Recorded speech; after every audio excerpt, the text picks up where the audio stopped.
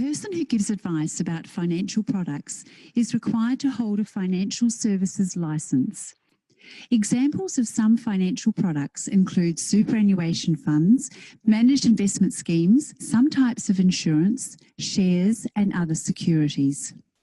Information about the buying and selling of real estate or how to run a business fall outside the definition of a financial product. Any advice you may be provided today is not financial, legal, or tax advice and is restricted to general advice about investing in real estate. General advice, including forecasts and opinions, does not take into consideration your specific objectives, financial situation, or needs. You should consider the appropriateness of the advice to your own circumstances. You should also get a copy of the product disclosure statement relevant to any financial product you are considering and review that information before investing. Any testimonials or discussions are provided voluntarily without payment, inducement, or other benefit and are from genuine clients of OneLife. In the event that financial advice is provided, it is provided by Financial Planning Works Proprietary Limited, ACN 003780407, AFSL 247180. Good evening all and welcome to our mentoring program here, and I'm up at Varsity Lakes, as you might be able to see, and Cade is down in South Australia, so we're certainly in a lot of different states. And tonight we have a very special guest, Ms. Dr. Klaus. After 17 years of us working together, he's come on for a quick little hello. We've got a lot of matters on tonight to talk through. So I want to thank all the people who sent there's about half a dozen of them. We've got transactions from subdivisions to developments to different various things. And great to see Carmen on and Claire and a number of Claires. There's actually 3 Claires, and Linny and Pen and all the people. Anyway, welcome to you all. Let's get into this. So let's just get Dr. Klaus on, Sam, if he could come on. And Zirko, welcome you. Hello, and welcome to you, Julie. Good to see you all as well. So, Dr. Klaus, for those who don't know, Dr. Klaus is in the house. He's the man who trades brilliantly. He's doctorates in finance. Welcome, Dr. Klaus. And he's been welcome, Roy. My mentor for 17 years. He looks after my portfolio and he does remarkable suggestions, and we follow him, and he's a trusted advisor. So there is only a very small percentage of people here in this place who love share trading. I've worked out that probably less than 10% who are consistent players, but that's great. We've got thousands of people, so that's good. And here we go. Zoko saying good evening, Dr. Klaus, as well.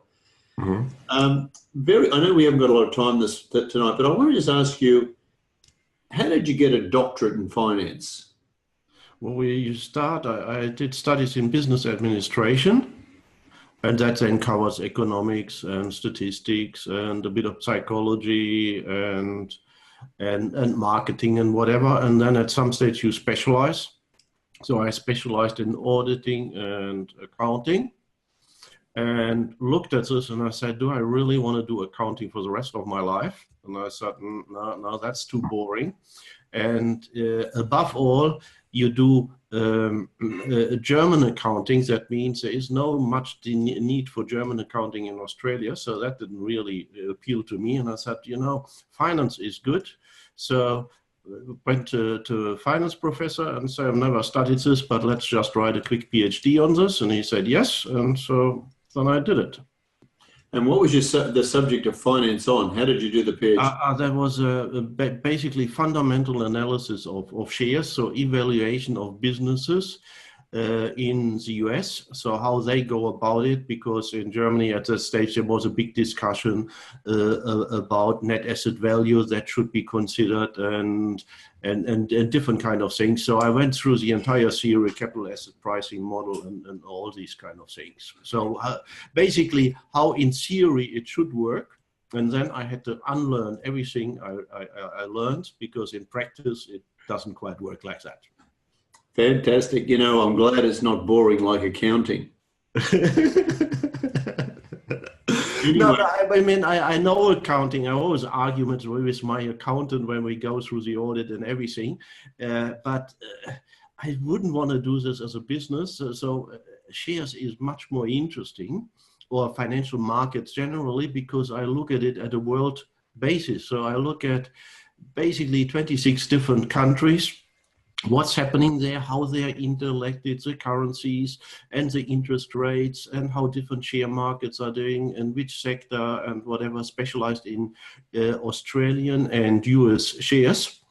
And so trying to get there, go into growth stocks, and I have then combined fundamental analysis, so how theoretically should be done with technical, how price movements is.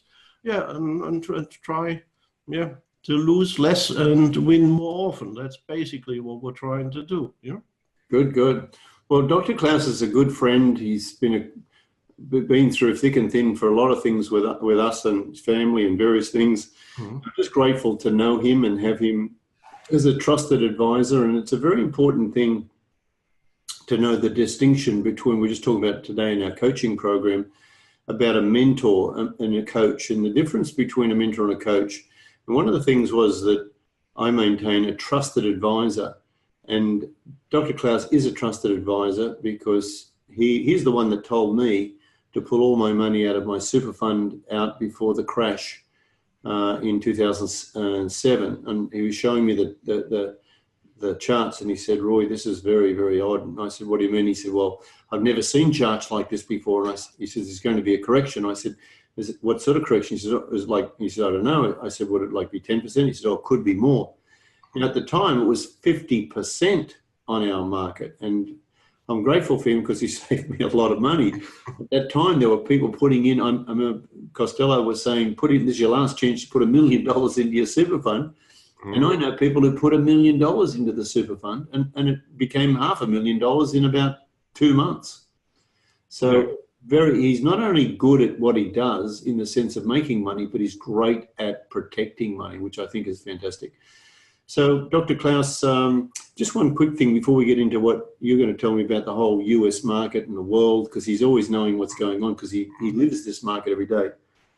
First time in the history of our species, we have a company called Amazon that's done $1 trillion, and then we've got Apple that's done $1 trillion. So there's two companies with $1,000 billion companies. This is absolutely amazing, don't you think? Yeah, yeah, well, yeah. bigger than some countries. Just one number in the way, but I mean it's mind-boggling what $1 trillion market capitalization is. Yeah, huge. Yeah. I was reading that Amazon is doing, I was talking to some people just recently, they're doing a transaction there where they built something that has 4 people work in the whole place, and it's like huge place, and the 4 people just look after the robots who look after everything. And the new one that they want to build in the next decade is at sea, where they're going to have no real estate issue, it's floating. Mm-hmm. And the droids do the deliveries, which will take a lot of the trucks off the roads that do and pollute our things and tie up roads of transport and cars and congestion in Sydney and Melbourne. And these little, 2 square metre landing spots will be what we have on all our roofs and various things for the droid drop-off.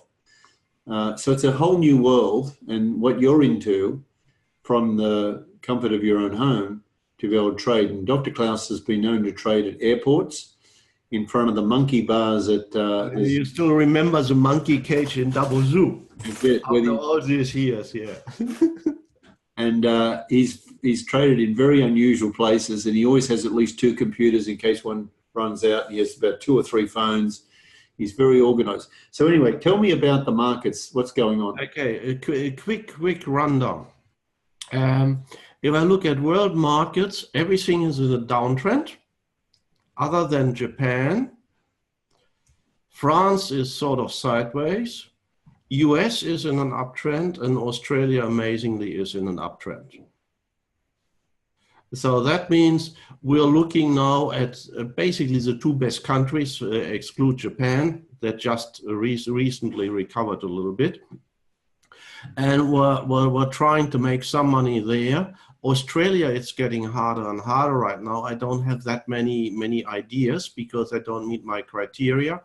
But in the US, we had a lot of the growth happens in tech, obviously. The FANGs, but everybody is in there, so I don't really want to be in this, and a lot of them, the Facebooks look pretty shaky already, but there used to be, we had a good run in chip makers. They are sort of rolling over now, but a lot of in software stocks, some internet stocks, so the Intuit, Microsoft, that's sort of okay. We have a little bit in healthcare, Intuitive Surgical, these kind of things. Had a really good run in Afterpay Touch in Australia. So probably you're aware of this. So whenever you buy something in the shop now, you can pay it off in 4 installments and you don't have to pay interest for that. So that was, I think that was a 70% in two months or so. So I remember that fondly. And so, well, I always trying to, where is the growth? Where is currently the flavor of the month? And we see a little bit of a rebalancing where we get out of the small caps, which have outperformed a little bit out of tech, and going more into the large caps concentrated in the Dow Jones Industrial S&P 500. So a little bit more conservative.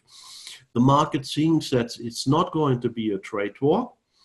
And hopefully that's true. So that means the big international companies like Caterpillar, like Boeing or whatever, they currently having a run because the market doesn't think that we're going to really have a trade war with China. Yeah. So it didn't happen with NAFTA. NAFTA in North America stays, only he changed the name and nothing else really has changed there. And the market thinks that's going to happen in with regards to China too. What's currently happened on the interest rates front, interest rates are going up on the short and the long end. So it's in the market is priced in that the Fed is going to raise interest rates 3-4 times over the next year. December is pretty close to a certainty, and we'll currently had a breakout making new highs in the 10-year notes. That's the world benchmark for interest rates, and we are above the 3.1%, which we had previously the high since 2011. So eventually interest rates are going to rise much further, and that will kill the bull market, but we are not there quite yet. So I'm always trying to see what's going to happen next. So I'm getting a little bit more cautious. The trend is still up, but the interest rates is worrying me. We're having crude oil prices going up. We're above $70, which many people call $100. We're going to have soon. The Aussie dollar is falling apart, target 68 cents. We're at 70 and 71 and a bit. And so I was talking about this since the 77 cents when that happened. And we have probably peak earnings, particularly in the US. We have the tax cuts, the Trump's tax cuts coming in. The analysts talking the earnings for next quarter up, and the companies talking it down and say, hey, hold your fire. It's not going to be that good anymore. And eventually we'll have this double whammy, rising interest rates, high oil price, inflationary pressure. So we're in an unemployment rate in the US pretty close to lower than 4%. That's more than full employment. So the inflation is going to pick up, and eventually it's going to crack, but not quite yet. So my challenge now is to prepare for that contingency, but don't try to be smart and get out too early because the trend is still up. Wow. That's a big challenge. So I'll just see the flavor of the month changes a little bit. So a few days ago we bought Boeing, working very well. We bought Beach Petroleum, Beach Energy in Australia, and CLR energy stock in the US. So that's going well and going a little bit out of the tech trades as much as we can. All right, we're just taking a breath there for a second. There's so much, as you can hear everyone on the call, this man covers so much and his mind is 100 miles an hour and covers everything. I just want to go back to a couple of things. Mm-hmm. The interest rate, they are predicting, it seems to be everywhere, that the US is going up, and they've been wanting it to go up, and that's great. Our Reserve Bank keeps not putting it up. And I don't know, I think it's the longest time in history that 2 years or something, they just meet and walk out and don't do anything. Yet the banks recently have been putting up rates just very marginally there. So what do you think is going to be for this? And we're talking a lot of people on real estate here tonight. What do you think that for Australia? Because commentators are saying no increase in the Australian market. Well, some are. Yeah. Not increase in the RBA rate, but the banks fund their mortgage portfolios in the wholesale market, a lot of overseas, and there is pressure because interest rates are rising in the US. The wholesale market wants higher interest rates, and the 3 out of the 4 big banks have rolled that over to customers and increasing that. We have the big problem with the Royal Commission, because they are going to do they've been doing lots of bank bashing, and deservedly so. And they said, well, dear banks, you have been lending irresponsibly, and you presume that living expenses are too low, and you're lending too much, particularly a lot of interest-only loans to the investors. So APRA has said you cannot do any more, or not that many more interest-only loans. That killed a lot of the investor market. Now they are going to say you have done irresponsible lending because you expect the income, the expenditure to be less than they really are. So at a given income, you can borrow less money, up to 40% less at a lower income at $80,000, and that will really put a pressure on property prices. Now we'll have to put this into perspective. Sydney doubled in 5 years or so. So if that's falling 5 or 8%, that's not the end of the world. So nobody is going to talk a crash in the housing market, but probably a slowdown for a few years. But the property market always done that. Yeah. It doesn't really affect our traders here, because like you, Dr. Klaus, we're mainly into trading on these residential. So we buy low, sell high, and we're not looking for growth. And just so everyone knows, Dr. Klaus is the same. He's not a day trader. He doesn't trade overnight, but he trades, and he has a number of different strategies he uses, and he uses some of my super fund money as well as non-super. And he takes a little longer position on some of the super ones, but a little quicker on the non-super. But if they meet the criteria, he keeps it. If it doesn't, he lets it go. And he's a brilliant trader. All right. Now, the other question I want to just come back to is you talked about fuel. Now, fuel's now going up $1.80, $1.90 a litre. It won't be long before it's $2. So this is because we've got a low dollar, and everyone understands we're importing a lot of oil, and our dollar going down. When it was $1 for $1.10 US, 71 cents. Yeah. So if it's predicted 68, it's going. So we're paying a third more, and the price of oil is going up. So everyone can see in the bowser this is going to cost more, and that's been predicted. And Dr. Klaus predicted that a long time ago. That get used to the idea of paying $2 a litre. That's why you need a car that's very efficient and very effective. But that's probably more of a personal thing. But Dr. Klaus is looking at trading opportunities there. And I just want to, just a completely digression. I remember we spoke about Bitcoin and how concerned you were about that, and very wisely so, and you proved exactly why your concerns were the way they were. Mhm. But can I just jump into Bitcoin again? What you think has gone from, you know, $20,000 20,000 to 6,000 and a bit now. yes, Yeah. that was a bit, and just slowly. And people who still aren't there, still diehards are saying, "Oh, it's going to go up. It's going to go up." I mean, there's nothing behind it to go up, but Well, it's sort of bottoming you a little bit. It doesn't seem to fall below 6,000. Yeah. I believe that the blockchain technology is there to stay, and it's going to change the way we do business. yeah, Example, the ASX are going to replace the chess system with blockchain. They are pretty advanced in this, and that will happen within the next 18 months, most likely. So done by blockchain. Most likely a Bitcoin, Ethereum or so, a lot of them will die. It's totally unregulated. It's a complete Wild West out there. Nobody knows if this is a financial product, what's the tax implication, and whatever. So blockchain, yes, absolutely, that will change the way we do business.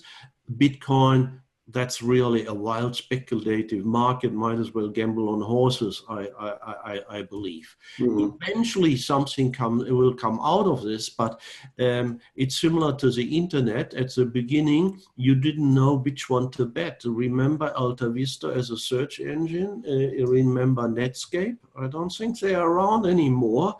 And before, even if you know that the internet will be new game in town, or now the Bitcoin kind of thing, you don't know which one will be the winner. Yeah.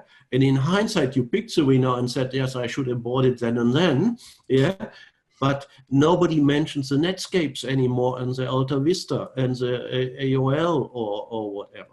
Or CompuServe. I remember my first email account was with CompuServe. Doesn't exist anymore. Yeah. Yeah. All right. That's cool. Well, I love Dr. Klaus. He's always knowing what's going on. You can ask him any question. And he's got a webinar coming up, and you can actually register online if you want to come along and have a look at this. And it's on the 10th of October, which is next Wednesday. And he's got one there at 8 o'clock in Sydney time, Melbourne time, 7 o'clock on Queensland time. And of course, you know, we've got people here in New Zealand on this call. We've got people in West Australia on this call. So you're all welcome. Obviously, just got to think of it as Sydney time, our Eastern Standard, at 8 o'clock, and make the adjustment. Now, Sam has put on there attendees. You can see in your little chat box there, and just click on that, and you can register for that live story. Now, you want to just tell everyone what you're going to talk about at that webinar? Okay, there will be a good hour and a quarter with questions. Basically, I discuss returns, what you can get, usually different ways to approach the share market, ways which for my liking don't work, and then I try to offer you a better mousetrap. Starting out why trading is difficult psychologically and what to do about it. So I'm going to introduce a concept of statistical expectancy. So basically you want to lose less money in your losing trades, make more money in your winning trades, and that's about all you're ever going to make. And then I go through a trading system. Which stocks am I going to buy when? What's going to happen if it goes pear-shaped, that I have a small manageable loss? How do I take profit? Show you all kind of different ways to do that, horses for courses kind of thing, and come out then with a coaching, mentoring program where you can learn it on a copying my trades, learning by doing it, and offer that as a solution for some people who are interested in this part. So the entire idea is not to replace your current income with trading income and be glued to the screen 24 hours a day. Not good for your marriage, but to spend 10, 15 minutes a day just checking your portfolio, nothing to do, I get out of this one, and come up with new ideas and make it fast and manageable for you, because if it's too complicated, you're never going to do it. Wow, that's great. I think Katrina's been looking at this now for my wife for a little bit, Dr. Klaus. Mm-hmm. And she may even be on that call. She's up here. She should, because you're the real estate guy. I'll never get you interested in that. Yeah, you delegate this. Here's some money, just do it. Yeah, smarter than me as well. If Katrina, that would be good fun. Yeah. I try to get my wife interested in this too, and she says, honey, just buy shares which go up. If they don't go up, don't buy them. And then I say, yeah, that's a hard one. Well, that's great. So those people, you can click on that box now if you want and just register, put your details in there. And there's never any silly questions for Dr. Klaus, only silly answers. And he's very fair and he takes people on who've never traded like me before when I met him back 17 years ago. And I can still ask him questions, which may be dumb questions. And he still very politely helps me. However, it's no point if you just want to waste time. But if it's a serious thing, and the other part about this, Dr. Klaus, they can use their self-managed super funds if they want to trade. Not super. You can trade with very small amounts of money, but I think you're still talking about 10, 20 grand's worth of trading. Well, you start out with 5 if you really have to. Yeah. And the thing I discussed, unleveraged shares. Usually in your super, you want to be a little bit more conservative there. And then outside of the super, if you have a smaller account of a few $10,000 or so, you could use leverage and turbocharge your returns. Yeah, put on a little bit more risk. Obviously, there is no free lunch, and then manage it properly, and you can get decent returns outside of your super, and maybe slightly different trading strategies too. So inside super, I tend to be a little bit more medium term. Outside, I tend to be a little bit shorter term, take smaller profits more often. And so there's always one system which works better than the other one. So you diversify over different countries, different shares, different sectors, and different timeframes and trading strategies. And that then manages the risks quite successly. Fantastic. Well, thank you so much for coming on. Obviously, there's going to be a lot of questions, and that's what's going to be on that program for those people. And I recommend Dr. Klaus. I mean, I've, as I said, known him for 17 years. We've worked, and he's a good man. Roy, you always say 17 years. It's 20. 1998 we started. 20 now. That's a nice number to remember. Nice number. Is it 20? My goodness. 20, exactly. And but both of us didn't get old. No, we didn't. No. You kept your hair longer than I did. And Nick was telling me, I kept saying it was 25 years, 26. He told me it was 28 years that we've been with Nick Stanton. So that was a bit of a worry. So, 20 years. Well, there you go.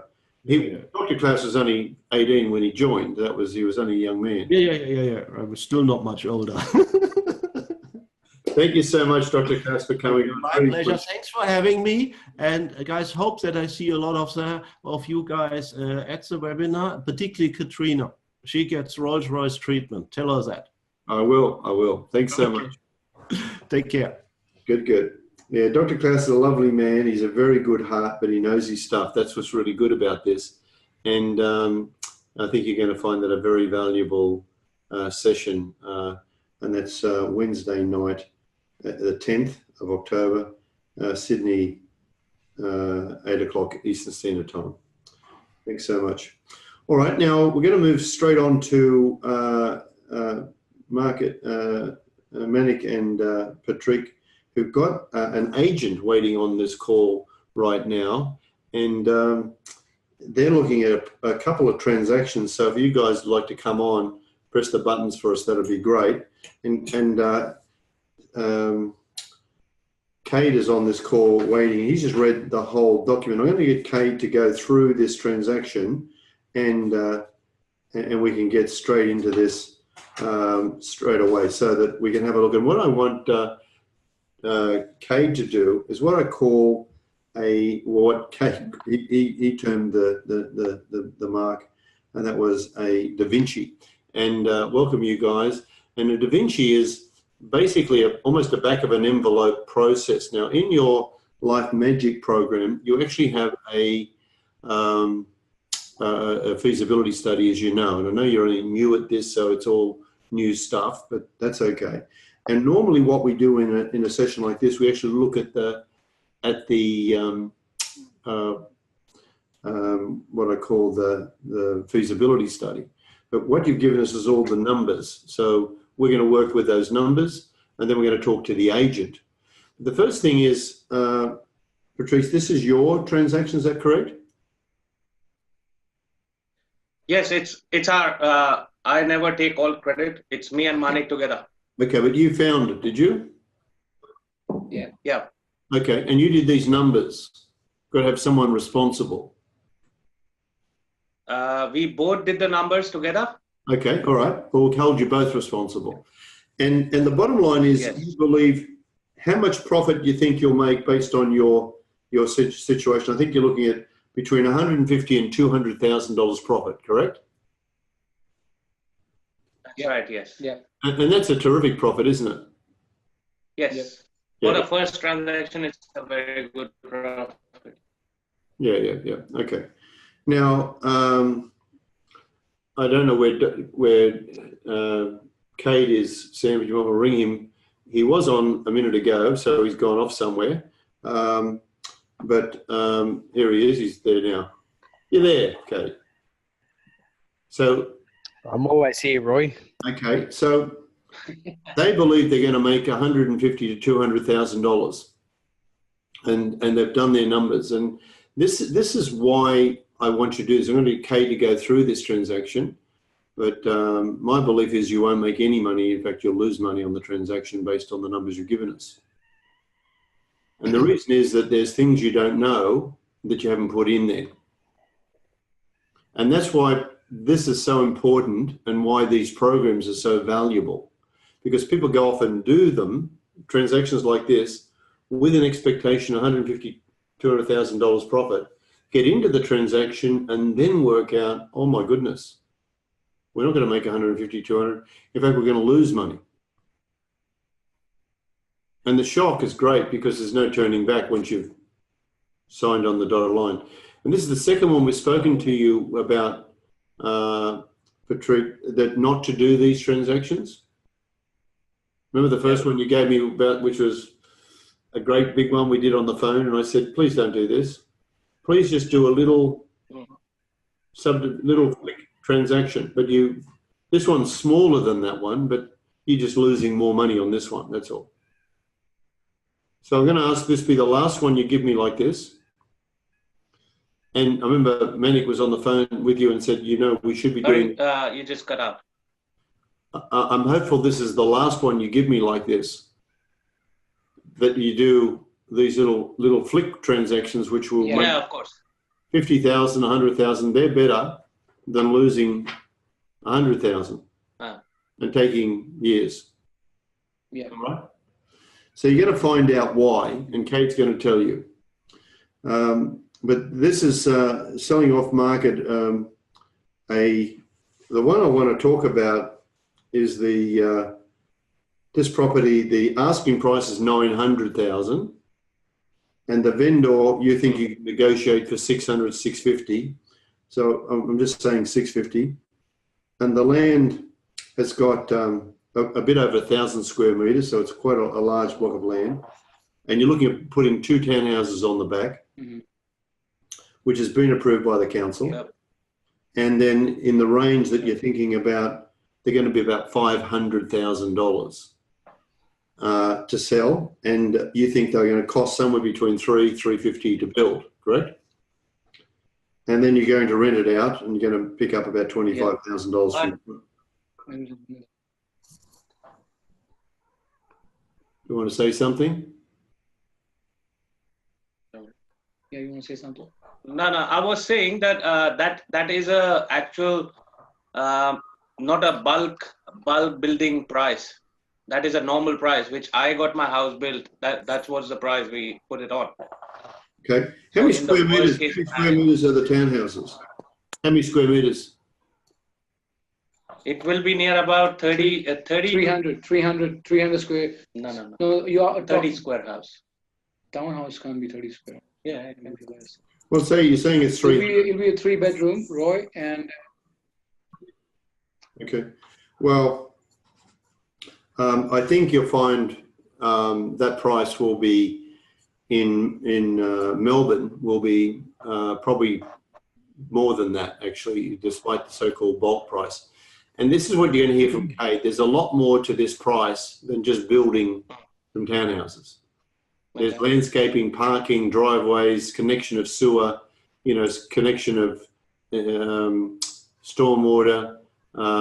We just did a project that's had 300,000 extra costs to it that we were just being informed with as we went through the transaction. So anyway, we'll get to the numbers in a minute.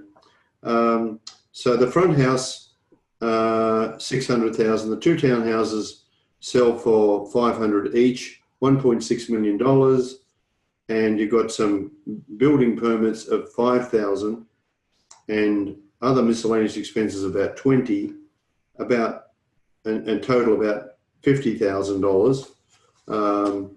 And then you've got the builder's price 700, you've got the vendor's ask price 650, a total of 1.4 million, and therefore with the 1.6 you'll make between 150 200. So Kate, what I need you guys to do is have a pad and a pen to write down all the other expenses that you haven't put in, okay? And that way you'll know what you're talking about. And I want everyone to always have a pad and a pen because Kate's going to go through all the costs.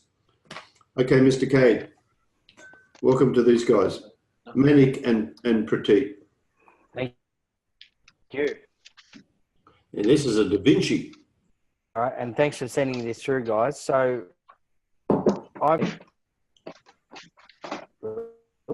first of all, You're breaking we up. always start with the end.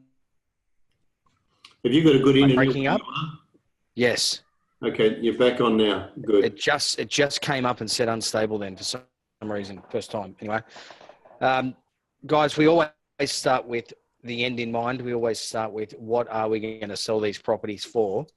And we always look for what is the evidence of the sales. So just so that I'm absolutely clear with these numbers as we go through this, what price are we going to sell the house for once the land is subdivided and there's 2 units on the back, and what price are we going to sell each unit for? 600,000 is the front house on their sheet, and 500,000. That's the purchase, Roy. That's, How much are we going to sell the house for once it's subdivided? Because remember, there's not as much land anymore, so it's going to be a house on a small block. Yeah, on the same street, same block of land, and the house same size, it is going for near about $600,000 to $650,000.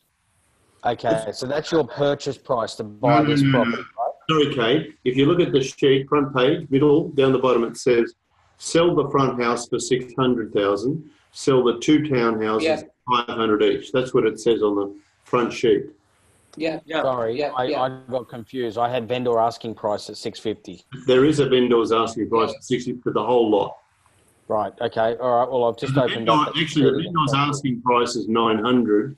They're saying they're going to negotiate it down to 650.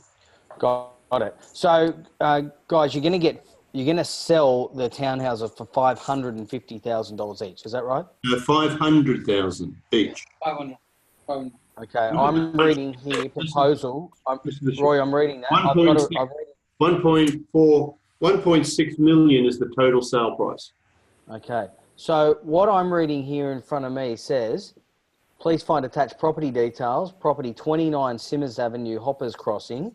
Proposal, get 2 townhouses built at the rear and sell it for $550,000 off the plan. So what I'm looking to confirm, guys, is what is your sale price of each unit?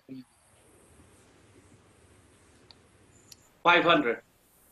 for the 500 lowest a unit. we're going for. So Kate, Okay, so Kate, the email which you're reading, that's the email which we sent before, but then we did a research on how much the houses are actually selling the townhouses.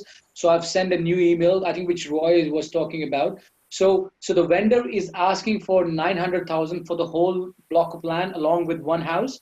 But because the back area is already approved for 2 townhouses, so we are planning to sell the front house for 600 and back 2 houses for 500 each, but they're going to be townhouses. So total, as Roy said, it's going to be 1.6 million. But the expenses which we're going to incur in all that transaction is going to be roughly around 1.4. That's what we estimated. okay, great. Yes. Look, I just wanted to confirm that because we start with the end in mind, as I said. So we got a $600,000 sale price for the house. Do you need to do any work for the house for that, or are you just going to sell it as is? You're going to sell the house as it is, or are you going to renovate it? No, there is no need to renovate because the house is in pretty good condition from inside and outside as well. Although we still have to take out the shed from back and also make a room off from the side. So in that scenario, we have to take the garage off and rebuild the garage again for the front of the house because the driveway will go for the other houses from that area. Sam, you Right, might so you- have that shot on the screen for so we're talking about the same thing. That'd be good.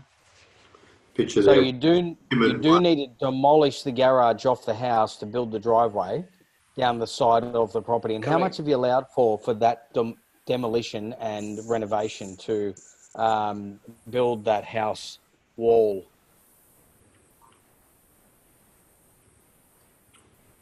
So when we Sorry, spoke guys. to the Did you hear me? Yeah, when we spoke, we can you hear us?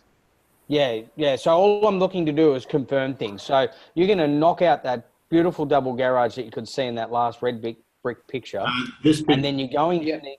Yeah. I think it's this one. I think it's this one, Kate, that they're going to knock. No, this is the shed, Roy. This is the shed, right, guys? Yes, correct. And that's the garage. That's the garage. So what you're going to do is you're going to chop off the left-hand side of that house.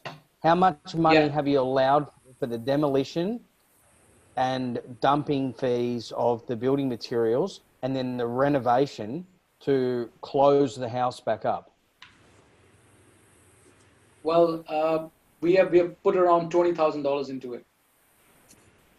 20,000 for demolition and construction. Have you got a quote for that, or? No, we haven't got the quote for that. You haven't got a quote yet. Look, what are you going to do with the garage? Where's the car parking going to be once you demolish that garage? Where are you building the garage? So we'll just have a carport in front. Okay, and where's the carport getting built? When you say in front If of you see what? this rough land in front of the house, near the porch area, that will be the carport. Okay, so you'll have access. So like, will it come off the driveway where it is now, and you'll turn in and you'll build a carport in front of? And what kind of construction material are you going to use for the carport? You're going to build this out of brick or just a simple colour bond alfresco sort of? Just a simple concrete, like the color bond one. But on the top, so color bond. Okay, so you're going to have a color bond roofing material. Is it just going to be a flat roof with some steel poles? Or are you going to be building like a full structure? No, just like how you can see the little bullnose veranda. Yeah, that's right. Yes. So it will be an extension of this one only. Yeah, they call that a bullnose veranda. So you can see how the corrugated iron bends over. Sure. That's where it gets its bullnose shape from, and then it's just got some steel or possibly timber by the look of those. Not that it matters. Support structure poles. So what you're going to do is you're going to extend a colour bond roof with some poles to make them match as best you can. Build a carport. And you're going to concrete underneath that. You're going to demolish that double garage and you're going to close the house up. So I'm correct with that? That's right. Yeah. Right. And have you guys got some sales evidence around your $600,000 sale price for 3-bedroom house houses that don't have enclosed garages at all? No, they in this exact area they are going for $700 to $800, $800,000. No, but But they are with the garage, so that's why we are saying. And I have actually attached some photos of the exact same street, how much the properties are going for. Yeah. Look, I'm not saying you're wrong. You could be right. But what we need to find is similar property and some evidence around similar property. We can't just guess, oh, a garage is worth $100,000. It might be worth more, it might be worth less. We need to find 3-bedroom. I mean, if it is $100,000 difference, let me say this: it'd be smarter to build a double garage or a garage in front of the house, and hide the house behind the garage, and you'd put it sideways if it fits. Is this going to be a double carport or single? Just single. Okay. Yeah. See, I have an issue with that. I think the buyers in the market. See, there's a number of things you've got to think about. Buyers in a market who have a price range that they can afford, which is really going to be your buyer in this market. It's going to be someone who's limited with an amount of money, such as $600,000, and they're going to buy the best property on the market that they can buy for $600,000. I'd suggest you put your buyer's hat on and have a bit of a look at what you can buy for $600,000, and try and work out, is this house with a single carport as good, inferior or superior to other houses that you could possibly buy for $600,000 in this market? Because buyers who are going to spend $600,000 and buy a house are generally going to want satisfactory car accommodation. Bedrooms, bathrooms, car accommodations. They're the needs. They're the non-negotiables that people normally have. They won't give up their garaging completely for the sake of getting a 3-bed, 2-bath house. They will find more money, or they'll save up for longer, or they'll rent for longer, or whatever they'll do. But bedrooms, bathrooms, and car accommodation, they're the big three. Then you get down to garages, outdoor areas, quality of fixture and fittings, and how modern and tidy it is, and various things like that. So what you're going to do here is fundamentally change the property dramatically. So you might be right. I can't tell you you're going to get $600,000 or not, because all property's worth different prices to different people. But more importantly, you haven't given me evidence to show me why this house would be worth $600,000 or not. So that would be my first tip. Go out there, find what you can buy for $600,000 and find what's sold for $600,000. And I think if you show me houses that have sold for $600,000, they will likely be superior, considering what you're about to do by chopping off the garages and just changing the fundamentals of the house completely. Secondly, $20,000 is not enough money to cover demolition, reconstruction, council approval of that, because you need council approval to do the renovation, certify at the very least, pour concrete under your carport and build your carport. I think $20,000 would be material only at best, which means you would need to be a multi-skilled labourer and do this work yourself. It's going to be expensive. You'll have, in my opinion, at least $5,000, if not more, in demolition costs just before you start. And then you're going to need quite a number of different people to be involved in the job. And when you have a number of different people, they all have like a minimum fee that they're going to need to make it worthwhile to even bother looking at the job, like a tradesman's call-out fee, where they charge $1,500 just to turn up, and then they'll charge their hourly rate on top of that. Now, that's just talking about what you're about to do to this house alone. Have you got some evidence around the sale prices of the houses at the rear? Yeah, we looked at it, Kate, and we looked at 3-bedroom houses and like townhouses, and then they were all selling for around 500 to 550 mark in that particular area. Okay, all right. Well, look, I'm just going to believe you if that's so. I'm going to trust you that that's right. So, look, I would say, Rory, how much do you think the demolition and construction is going to cost on this? $40,000 will be the cost for doing this. That would to $50,000. However, because you've got to do and you've got to make good and repair, plus the pouring the concrete. So I wouldn't spend too much time on this part. I think there's more serious issues. We've got 10 years before the agent's going to be on the call. That's if we get all the calls we got done today. So let's just move on, Kay. Let's just say that's 50 grand to do this. 50 grand. Okay, guys. So that gives us $700,000. Have you factored in your stamp duty and purchase cost into your numbers? No. No. Okay. If you do a Google search, stamp duty in Victoria, it'll come up and tell you how much it's going to cost you to buy this property. Are you buying this as an investment? Sorry, Kate, to cut you in there.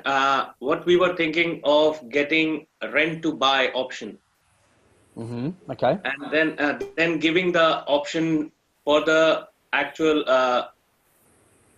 buyer of the actual vendor. I understand what you're saying. That's very clever. So your intention is to get an option on this property that you don't need to settle it. I would still allow $5,000 for your legal costs and various costs of dealing with that. Okay. And can I jump in this, Kate? Sorry, mate. Just so you know, guys, not many people will give you an option, let you take out a double garage and demolish their house. Yeah. And not for the period of time it's going to take you to get these. Even though the property's approved, that's just stage one with the DA. It's a DA approved, correct? Yep. But it's not. Is it BA approved or is the building approved with all the details and engineering drawings done? I don't think so. So that's another 6 months to a year getting that dealt with through council, getting that all processed. So not many people allow you just to sit there and do that, demolish out the house on the idea that eventually they're going to get some money. So if you're going to negotiate down from 900,000 to buy it for 650 or 600, and you already think the house is worth that as it is, and you're demolishing it and think you're going to sell it for 600 because you put a carport in the front of it, can you imagine how keen they would be to allow you to have that for a year and have you demolish that? They'd be looking for cash. There's nothing wrong with that, but that's the kind of cash price that you'd need to do, and therefore you'd pay stamp duty on this transaction. Nothing wrong with that, just got to put it into the equation. Does that make sense? Yeah. And therefore you got to fund the transaction, which is the thing that Kay's getting to here as well, because there's borrowings that you've got to do in settling this and 2 stages, and you'd like to sell it off the plan. And these are great things to do. However, you know, you got to really put realistically, that's profit on top if you sell off the plan. You got to think in terms of the law that allows you to subdivide a property, and then can you sell it off the plan? Well, council doesn't like you doing that. They actually want you to build it. So it doesn't work quite the same. So let's just treat the transaction as a complete one, Kate. Oh, look, Roy, it's a very good point, because where I was getting to next, guys, is, and it is this complex, so I'm sorry it's taking so long. What is going to be the title once you have 2 townhouses on the back and a house on the front? What he's asking, is it a grant or is it a Torrance title? That's what he's asking you the question. Yeah. If you're not clear, the 2 likely options are you'll have a subdivided house, which is cut off the block of land as a separate title, and then you'll have a separate title on the rear that has a strata title with 2 townhouses on the block. Do you know the answer to that, or is that something you would need to find out? We need to find out with the guy. It's very important, because I'm going to suggest it's going to be one of those 2. Either way, if you want to subdivide this property, you're going to need to end up settling at the very least the rear block. So like Roy said, we're going to treat this as you're buying the whole thing, because I've got a feeling that to cut the garage off, you're going to create 2 titles. You're going to have to sell the front house, which you very well may do, and settle the rear block of land. But to create the second block of land, you're still going to need to put all the services in, which means you only need to chop down the...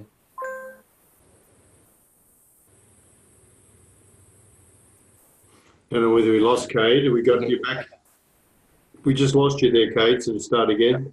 Sorry, what I was saying, guys, is the best outcome would be a 2-lot division, meaning you have a house on the front, a block of land for the rear block.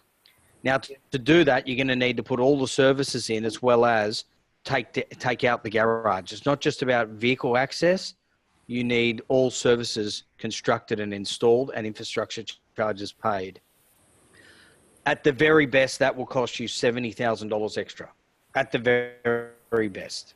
Infrastructure charges approximately 50% of that, if not more, and at least $35,000, $40,000 in construction. I would say $80,000, considering it's Melbourne, would be a low ball number. It could cost you $100,000. You got to put in the Telstra line. You got to put in the NBN. You got to put in the sewer, water, storm water. You got to build the driveway, and electricity is another one. So I'm just writing these figures down as we go here. And should that happen and you do it in the best possible outcome, which is sell off the front block, you will need to settle that rear lot. Now, to settle the rear lot, you're going to need to book it at a reasonable value. You can't just book it in at a value that you feel is a price that you want to pay for it to pay low stamp duty. So let's call that $500,000 for the block of land, just for the sake of the stamp duty. You'll need to work out what that is. And then to sell these units, if they are going to be strata titled, you are going to need to fund the construction. So there is going to be funding costs regardless of whether you're going to have a community title or a 2-lot subdivision and then 2 townhouse strata title project. We got the call coming on now, Roy. Yeah, no, well, it's taken you a little longer to cover these issues, but we're up to 40,000 for the demolishing, 50,000. Stamp duty, I think, and legals are going to be 25,000. So I'm going to say it's about 75,000, 100 grand I would allocate for that work. I'm talking, that's 175,000. On top of that, you've got holding charges because you've got to settle, so you've got to borrow money. We use 10% as our figure. So you're going to need 600,000, that's 60,000 a year, for holding charges. And that doesn't count the soft cost, construction cost that you're going to use. And this transaction will take about 18 months to 2 years from today if you actually settled it, because there's a lot of discussion. The council you'll have to talk to the neighbours, you'll have to look at a lot of different things. Surveys will be involved. They'll have a number of other things there. So I'm going to suggest to you that their holding charges on that would be about $100,000 worth of holding costs, and they'll build up to costing about $200,000 by the time we finish at our top dollar. On top of that, you've got your costs that relate to the sale of the property, because each agent will want their commission, and we pay good commissions to get them sold, but just use standard 3% if you were to sell them for as much as this 1.6 million. Then you've got about $50,000 worth of stamp duty. So based on those numbers, we're at 175 plus 50, so we're at $225,000 plus the, let's say, 150,000 worth of holding charges. So we're up to $375,000 worth of costs so far. Now you're buying it for 1.4, add the 375, and you're at 1.775, and you're trying to make a profit, let alone the risk that you're running here. Can you see what's happening? Yeah.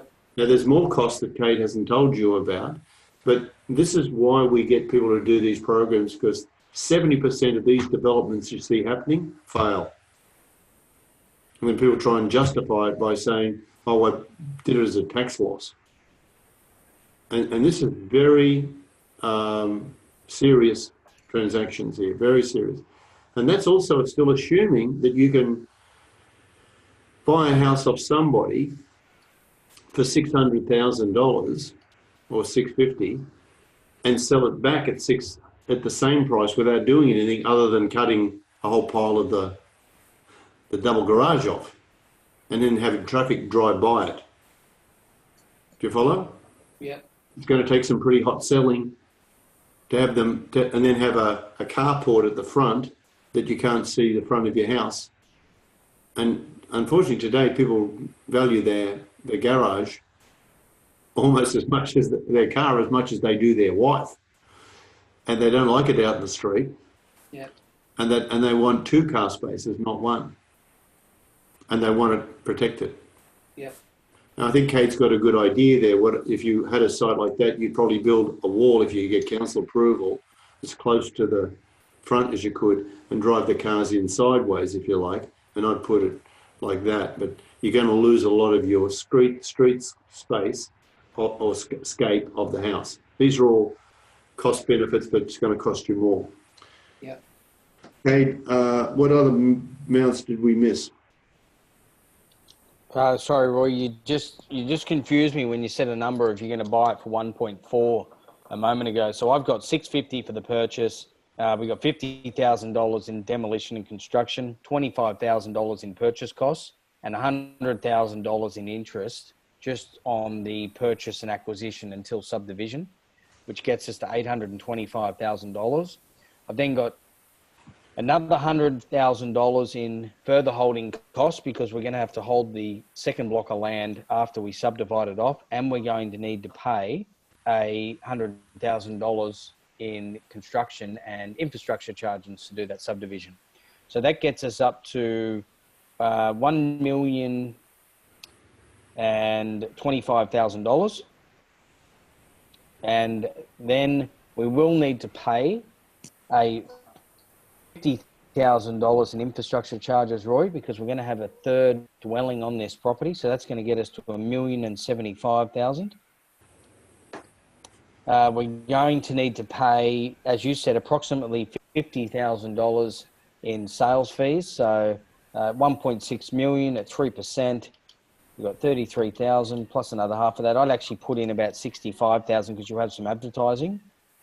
Now that's going to get us up to $1,140,000, guys. This is before we even start construction of these dwellings. How big are these dwellings? Did you work that out in the end? You were saying about 30 squares. I don't think they'll be that big, being 3 bedrooms. I agree there, but I think did you work out what the size is?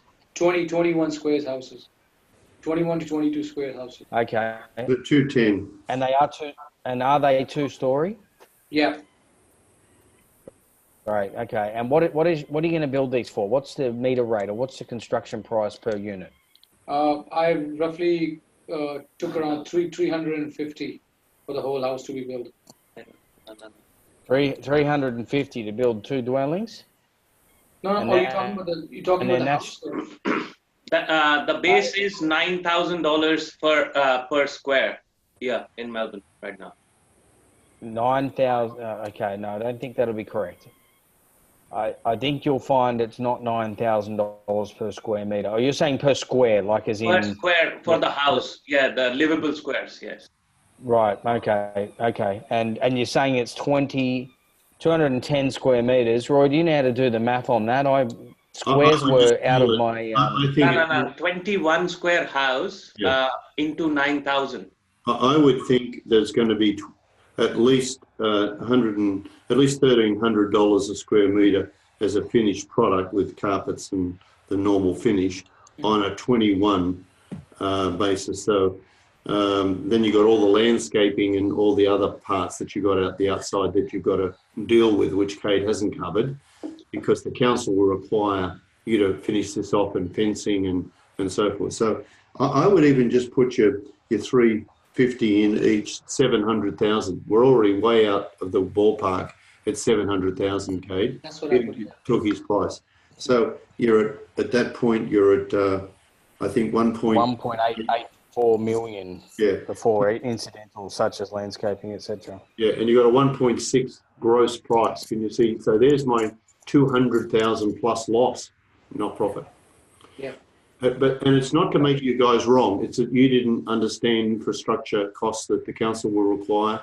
It's the law.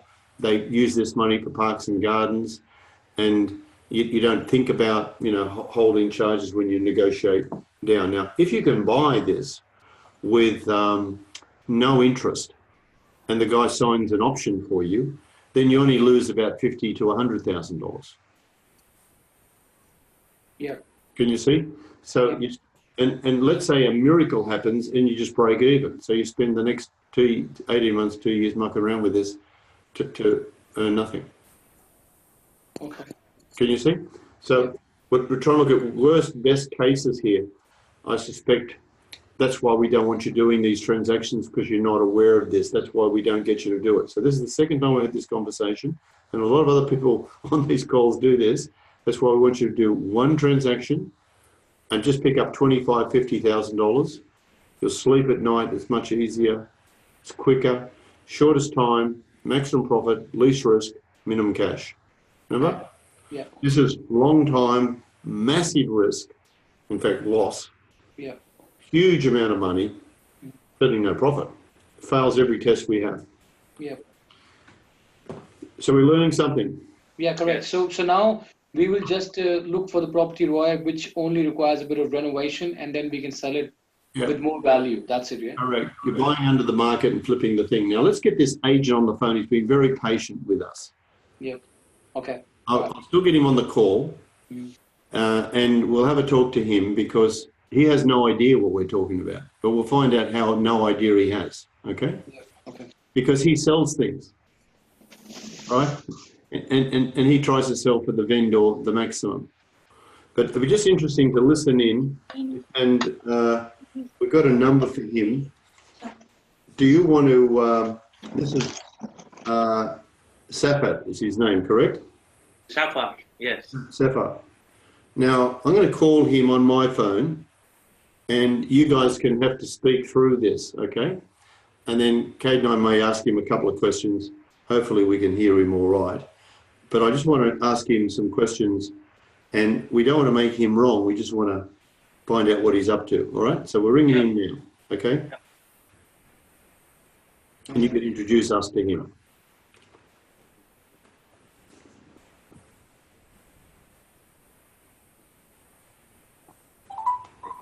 Thank you for calling Safwat Ali from Soul Real Estate. Please leave your name and number. I will call you back in 2 business hours. Thank you. Thank you, Safat. Roy McDonald here. We're just ringing on behalf of Manik and Patrick. We thought we had a time with you today. Sorry, we've gone a little over time. We're just going through these details. So we'll set up another time with you at another time. Sorry, we've missed the call. Now, and all I would do with him is just go through the motions. And what we would do with him is show him a feasibility on this. And you may recall from your Life Magic training, you know, where's the error here? We've done this. We made a mistake here. These are the costs. These are the extra things. There they are. Now, under the feasibility study, you will see it's got infrastructure charges. And then you get them from the council, you'll see them. And you'll put them into that, and you'll show him a sheet. And you'll say, well, we're losing, if we bought it at 600,000, we're still losing $200,000 on this deal, because it works it out for you. Cool? Cool. Thank you. All right. Now, the other property is at McGrath Road. I'm a bit over time on this one right now, but we might have a talk offside on that one, but you're getting a general idea of what's going on with this, yeah? Yeah. Okay. All right. So what's your best thing? What's your learning here, guys? I've actually learned a lot today on this call, because it's not that simple like the way I was thinking it's going to be, but there's a lot of elements involved into it. So obviously, when next time I'll be showing you something, I'll surely do my due diligence more harder, and I'll get my feasibility well intact before wasting everyone's time. And everyone learns. It's just a learning curve. What about you, Patrick? What are you learning? Okay. What I think is, like, to start low and get more out of it. Yeah. Quicker, shorter, faster. Yeah, that's right. All right. That's good, guys. Listen in, stay with the call. We've got some other ones on there right now. So thanks so much. And thank you. Thank you. Thanks, Ken. Thanks for your time. Thank you.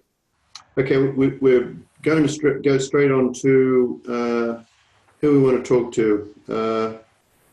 After 8, we got if Matt Smith is there and Sharon, that'd be good. If they're not there, There he is. Okay, because he wanted to do this after 8 o'clock. So, Matt, you're on. Hey, Matt, how you doing, man? And you got a potential subdivision. So you like to have one of these ones as well. You guys love doing these transactions on subdivision. So, Kate, this is number 3 on our list.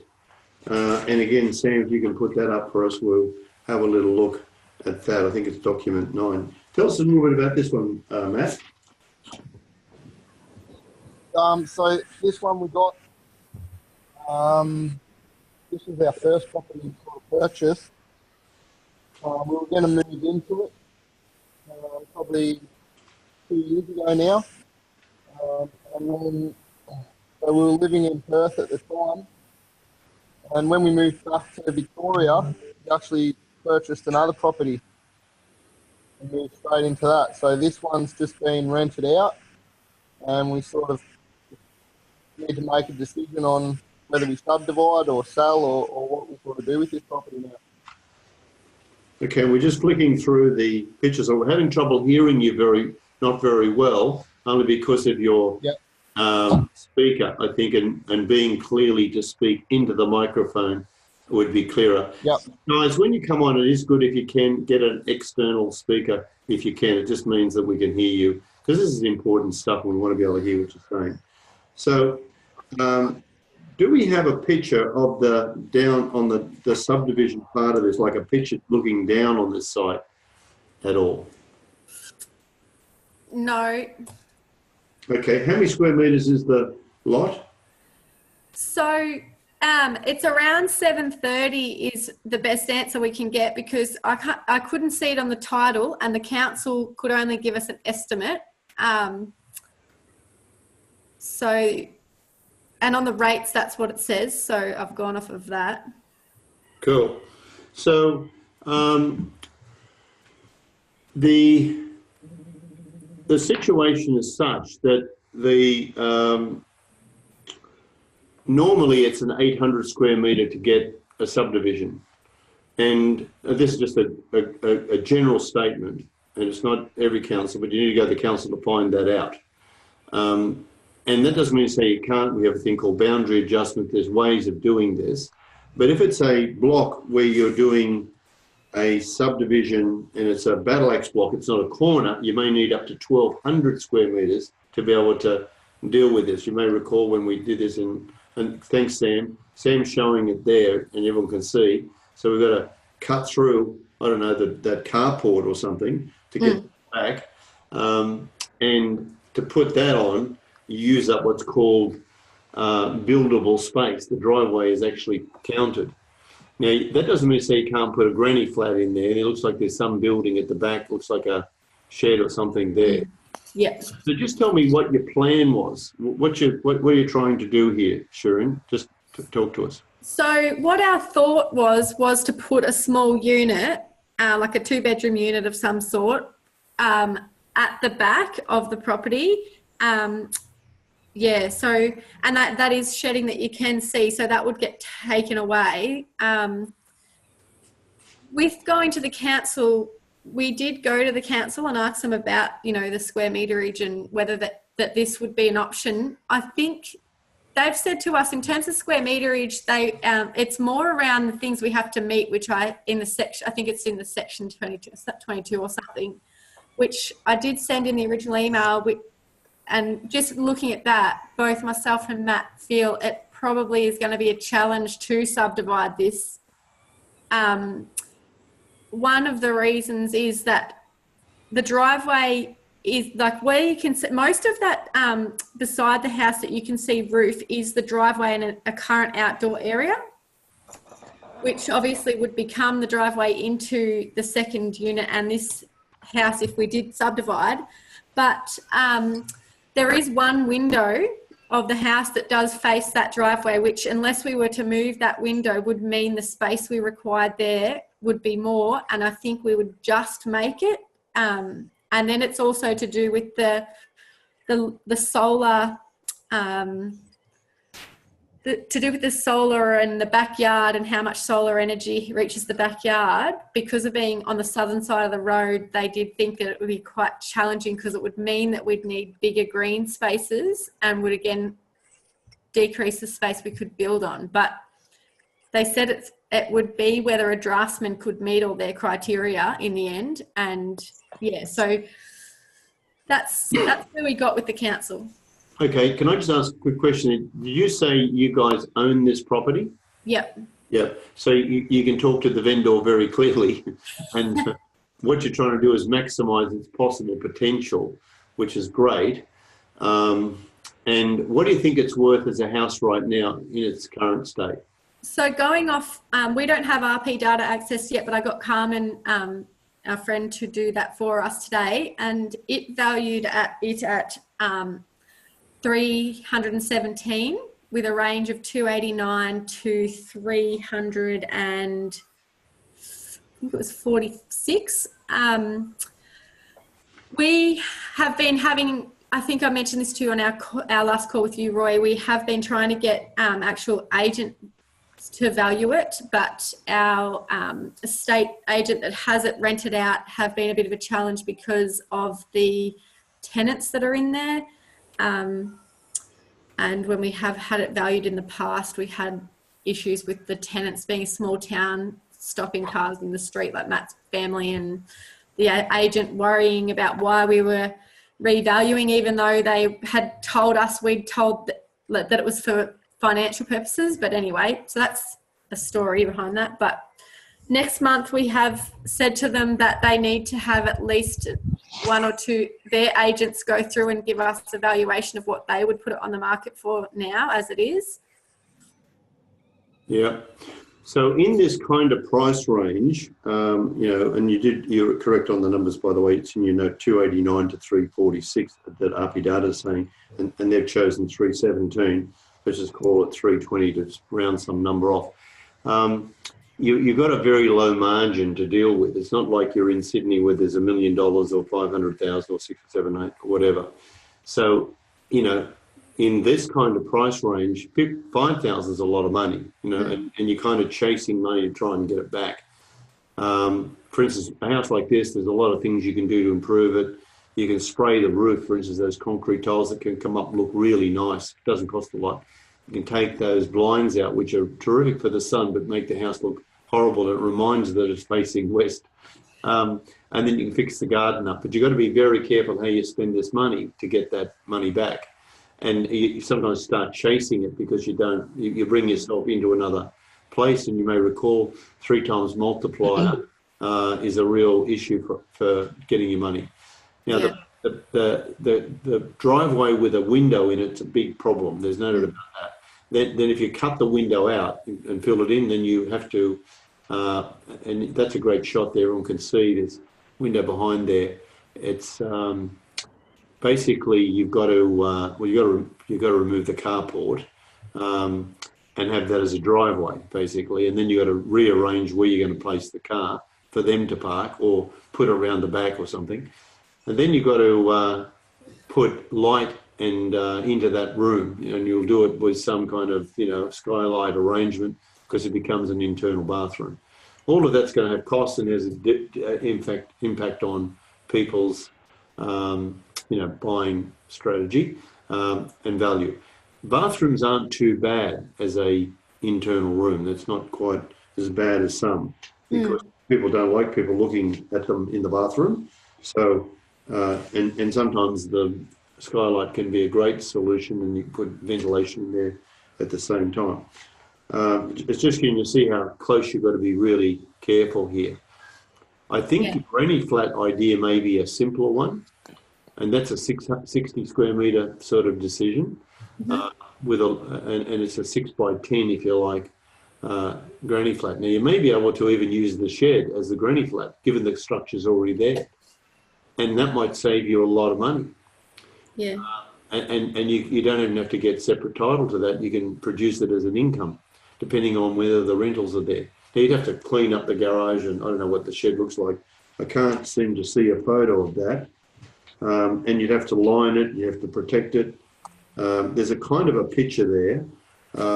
It's Sam, you could go and get it. It's about 4 pages in, and it appears as where the swings are. And there's another little. Has this place got a back? There it is. So that's the shed, but you can't see all of it. Is that right, or is that? Well, yes, it's two. So where you see that silver, that's the start of a shed. Yeah. Oh, good. And then there's that other little shed there too. And so the backyard is probably the only thing that does look a little bit different now, is that it was separate into two, like they had a dog sort of run part at the very back, and then there was the backyard. And it's a much tidier, nicer looking yard now, like it's had a little bit of work done. And okay. The tenants keep the grass, but the grass is looking much better and that sort of thing. So it's firstly, to pull things out costs money, and to put things up costs money. But you can see that shed's built on the boundary, and it seems to have a skylight right through to the boundary. That's a great shot. Thanks, Sam.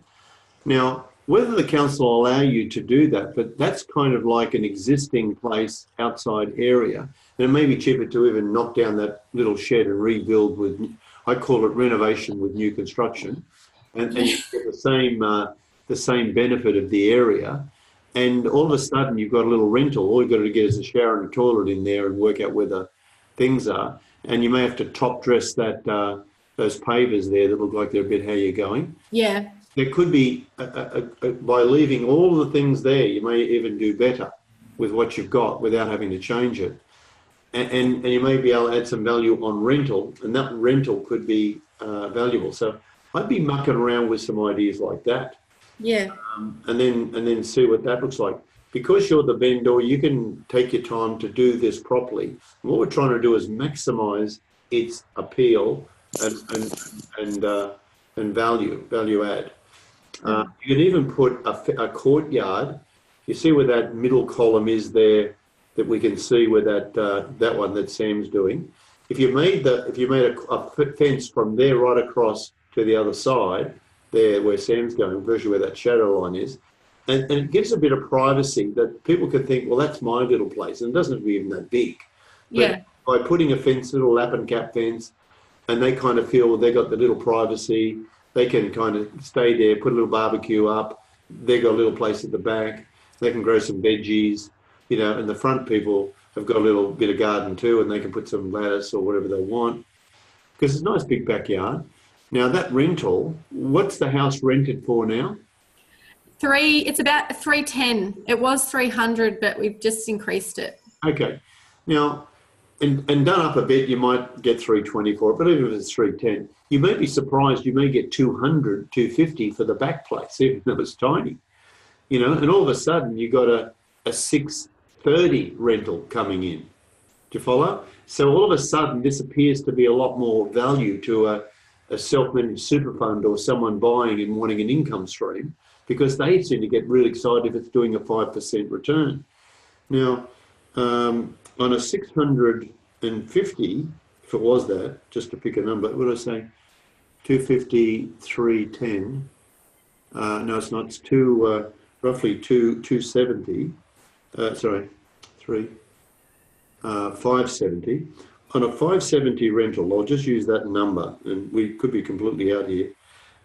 That's at 29,600, almost 30 grand, 29,600 gross rental. Now, if we did that at a 5% yield, all of a sudden we got a $592,000 property, almost 600,000 sale here.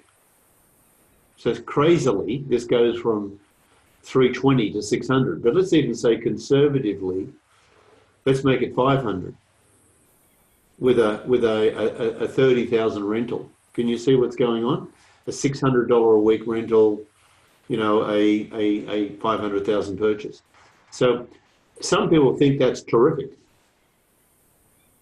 And you spread your risk, it's kind of bomb-proof because you've got a low rent and more people rent those sort of things, because anyone can afford $250 a week, it's not, and as long as you made it nice and neat and tidy, you got to do your math and say, how much do we spend? Do we spend 100,000 doing that?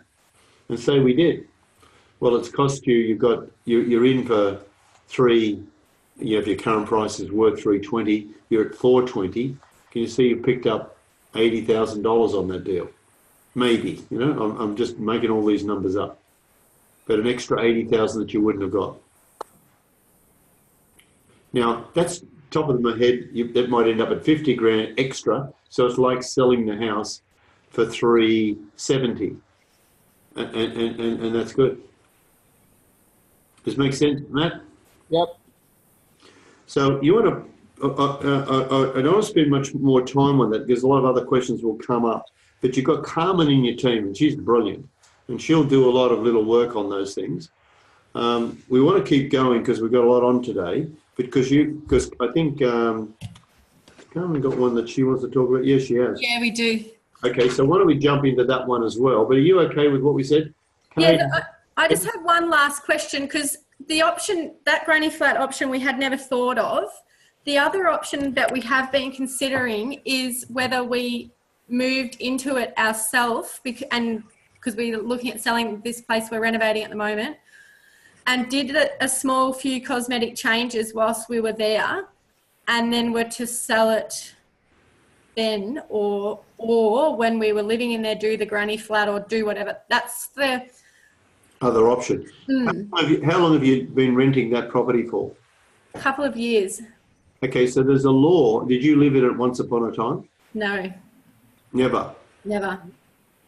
We intended to, and then when we moved back, it was still rented out, and the lease was,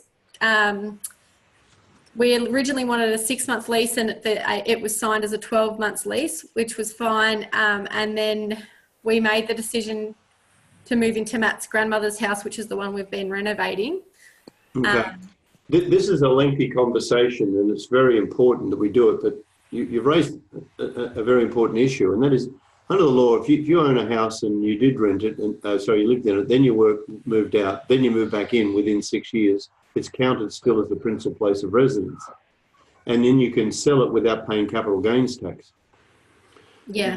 I don't think, how much did you pay for it when you bought it? $265. Okay. You won't be paying any capital gains tax on your current deal, because when you do all the capital costs that you've spent, there won't be any anyway. However, on the price that I told you about, there is some, but it's kind of a marginal thing. What I'm very interested in lifestyle, and I don't want people living in places and then taking an extra year, and then just to try and save $10,000 in tax or something, because that's what it may end up as. Yeah. These are very rough numbers, so don't quote me on that, because we've got to sit down and do it properly. Yeah. But that's a possibility. And the other thing that's well, for you to do this, and we start talking about your employment and where you live and where you want to be and all those things. How far away is this house to where you currently live now? Like 3 Ks. Okay, so you live in the area, so it's not going to make a difference to your lifestyle much. Okay, and you nearly finished the other one. Yeah. Probably improve it actually, because it has a backyard, whereas we don't have our backyard. Can't be used. Okay, well that's worthwhile. But these are all the kind of value judgments that you've got to bring up, and it's got to be right for you. And you've got to think of the downside, the upside, and everything else. One of the good things when you are in a property, you stop all that nonsense about the tenant. I don't want people coming through and all this kind of stuff. You're back in control. And you can have whoever you want come through. And you can always get another tenant. And you've got to write under the law to say, we've decided to move back in, and therefore we're giving you notice. And that happens, and they've got to accept that. And that's good to know, because our estate agent is trying to tell us that we can't do that. We can't give them formal writing whilst they've got a current lease to move out. Okay. We were under the impression we could give them notice and I don't know why agents tell these terrible things and why they do that, but there's another law that you're allowed to work on, and that's you can give notice that the property's on the market and for sale. That scares the pants off them anyway. Yeah. And their lease is still binding and available. And how long have they got on the lease to run? Well, they have got it's the new, like we asked for a 6-month lease to be signed. And it was signed again as a 12-month lease. So they've got ages. And when you say you asked, and I hope everyone's listening to this conversation. Of course, you said you wrote him a letter. Please sign this for a 6-month lease. Of course. Now I know the answer. We did say, we didn't write an email, but we did say over the phone we want a 6-month lease, which was, yeah. So can you see that that's not worth the paper it's written on? No. However, they may inform that, and if you remember the person, you can write a letter to them saying, look, just want to get some clarity. You may recall on the such and such date, I rang you and I told you a 6-month lease. I accept the fact that you may have made a mistake on that, but please confirm what actually happened there. If he writes back and says, yes, sorry, we did that, then it's his problem. If he denies the conversation, it's kind of your word, his word. And that's why, and I want everyone listening to this, please stop doing verbals. You can do it on your phone. Just confirming the telephone conversation, we've confirmed a 6-month lease and the rental's $310. That's all you needed to do. Yeah. And unless you get onto that, you'll always be faced with these situations.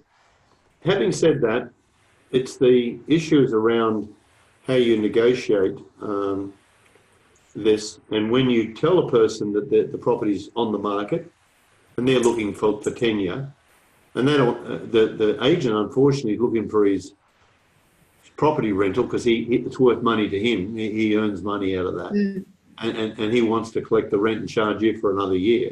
Yeah.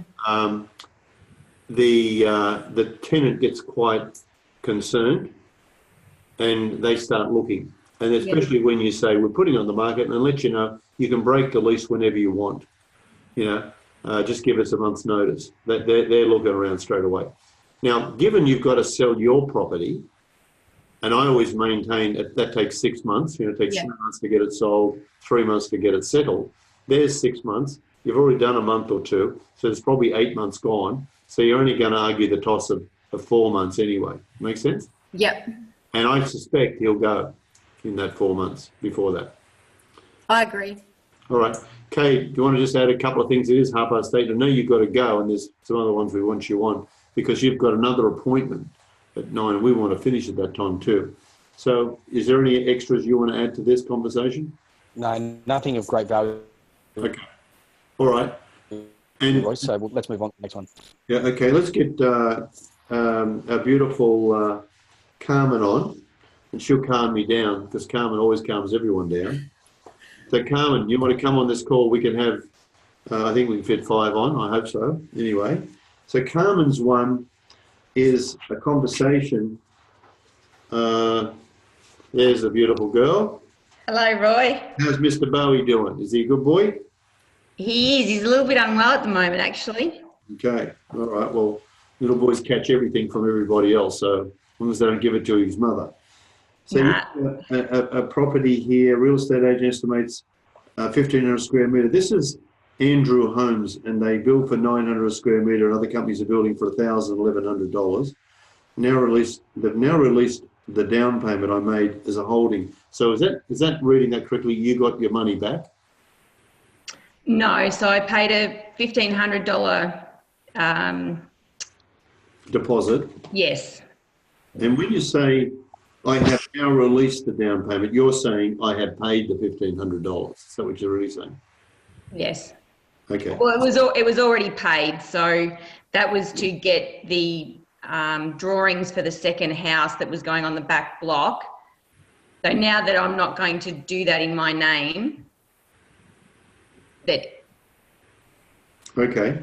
Yeah. It doesn't matter that you're not going to do it in your own name. If you use their drawings and if you use that builder, I'm sure that builder's very happy to take on that contract for you, for them. They'll put it in their own name.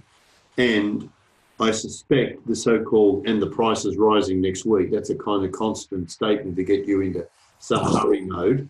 And because of the amount of money involved, the $1,500 is really a tip in the iceberg of the whole amount of money. So I wouldn't be too worried about that. They haven't advertised the house at the end directly buy and purchase. They're saying that. And Justin Advisor would prefer the land was in the process and already been titled. They've organised to do this in 3 weeks' time. doesn't ask about the asking price. I spoke to Dean Starr, principal, and he's saying he thinks the land's worth 137. Also, given me a contract for the contact of local builders and so forth. Now, what's your question here? So my question was, when we spoke last time, we were looking at doing the house and package. Yes. And talking about how to do that, how to separate the land and the house, and then have the contract, how to set that all up. I'm feeling like it's going to take more time, like a lot more time. Okay, well, let's just look at the numbers for a start. How big is that plan? Because you've got to get back to the square meters and stuff, you know, for the house. So how big is the house? I don't actually know, Roy. Okay, so without that, it's almost impossible to answer the question.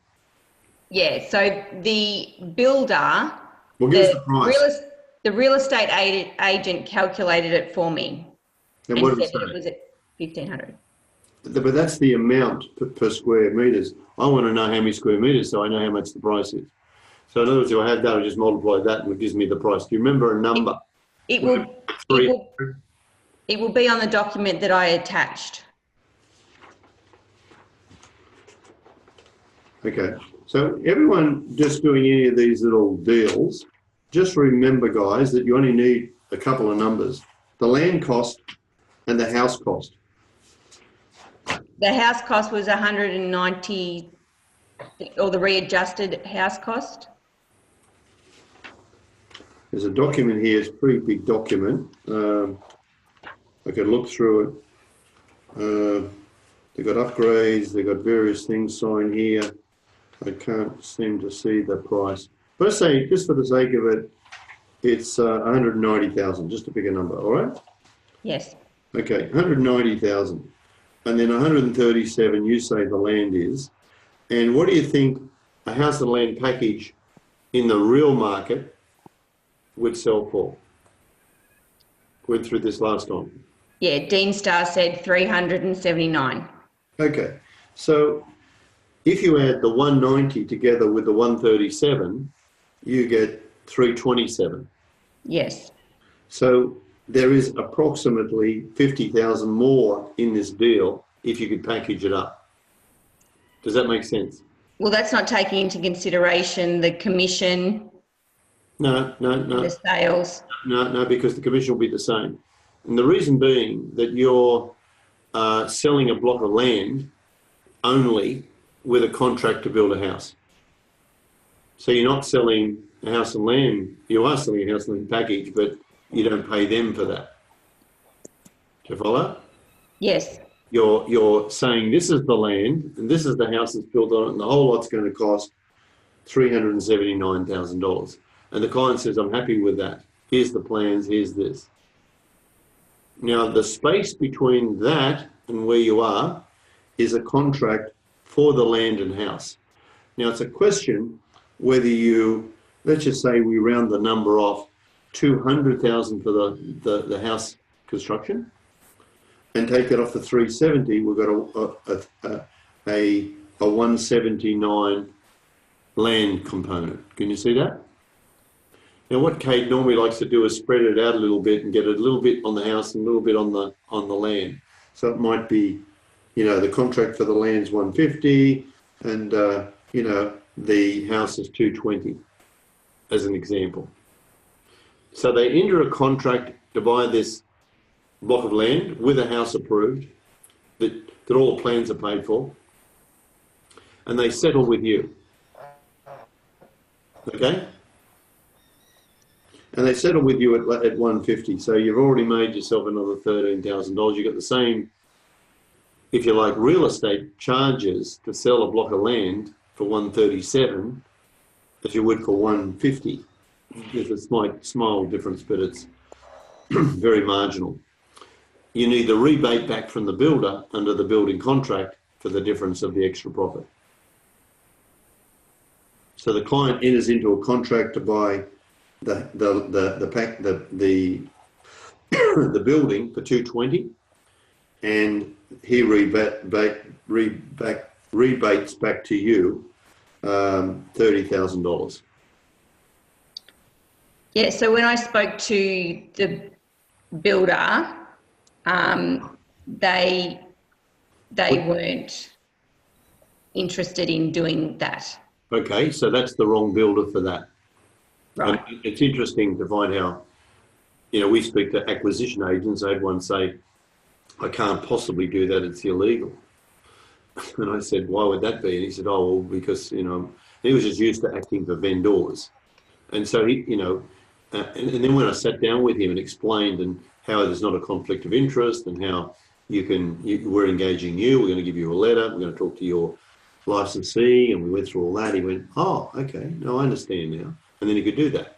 So it's in other words, just a bit of understanding, because these builders are paying people to give them leads and do things like this. They have whole building sites open for inspection, like those those ones you see when you walk through all the houses. What does it cost them to have those houses sitting there empty and pay for all those people to sit there every weekend, weekend after weekend after weekend, and then pay them a commission on top of that for every sale? And this is Cade's thing. That's why they come to people like us to get those sales, because if we can sell their stock, okay, they pay massive commissions to these people to get those sales, because it's got to deal with those people. They drive them crazy. There's not only the cost of the construction, there's the cost of the salespeople, the cost of everybody. Now, I think it's just a question of negotiation and finding a builder that would do that. In other words, it's called, I'm going to bring you a client, and I want to buy this construction wholesale, and I want it retailed in a contract, and I need you to give me the commission for that introduction on my land. I control the land. It's my land. That's what I want. Now, Cade's more experienced than me at this. Cade, do you want to add a bit of value on that conversation?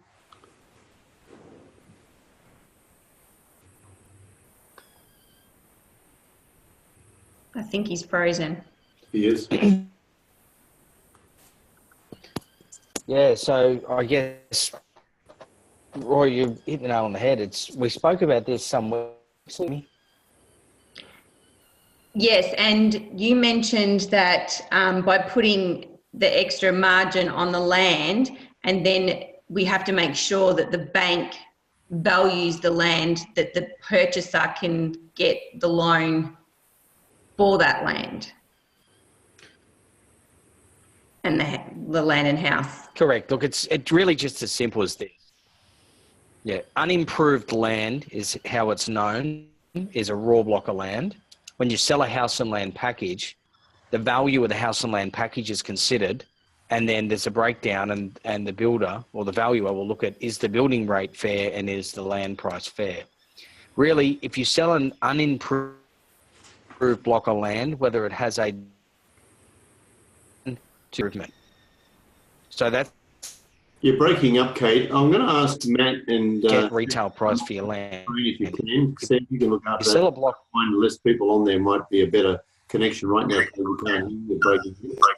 So if you can fix that, Sam, for us, and take Matthew out and share it out of the thing, because they can still listen, but we don't see them on the screen. If that's okay, Sam, if you can handle that. Or you guys could just go off the screen.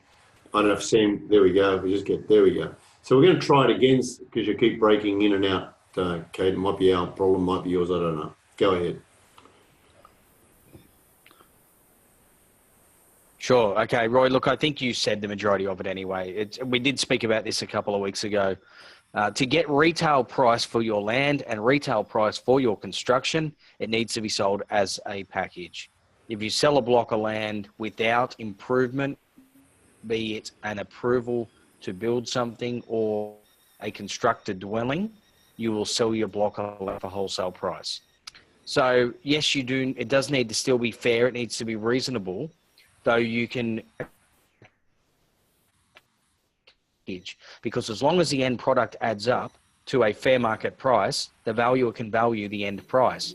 And then as long as the breakdown is considered reasonable and fair within the world of retail pricing, they can value each individual part, being land and construction, and add 20 to 30% to the price of them just by adding a plan to the block. That sounds a huge value uplift, and yes, it is. When you think time, and there's usually expenses and fees involved in that, which gets built into that margin. The margin isn't all You are problem. breaking up a lot here. We're just getting probably every second word of this, but I think we've got the general idea. Can I just say this? Can you hear me clearly? Yeah. So Yes. this is the deal in simple terms. I think you've got it anyway, but there's a $50,000 chain difference in this price if you sell it for 137 or you sell it the way we're talking about. $50,000. So you've got to think, how long do I work for another $50,000? How long am I a teacher? What do I do to net 50,000? That's not just earning 50, because you've got to work hard. To do that, you've got to have food and drive a car and do all this. This is an extra 50 on top of what you're doing. So you've got to say to yourself, how much time am I prepared to spend talking to some builders to see if I can reach an agreement with them for $50,000 or 30,000 or 40,000, whatever number you want to do. But I think the 50 is fine. And all you'd say to them is that probably, because your fair price is $379, that is the fair price. There's no challenge about that. And it's easy to put the 20,000 in the land component. That just gets lost in the package. So what you need to do is pick up a phone, go and see some builders and say, I've got a house that I want to get built. I'm a trader. I own this land. There's a retail price for this, and there's a wholesale price. I want you to look at this and see if you'll do this transaction for us. Let's call the price whatever it is, 190, whatever that number is, 185. And I'll be retailing that because there's a margin for us, because we spend a lot of time getting all the work done, the sale, and getting the purchaser and getting all the contracts and dealing with it. And our margin is going to be $30,000.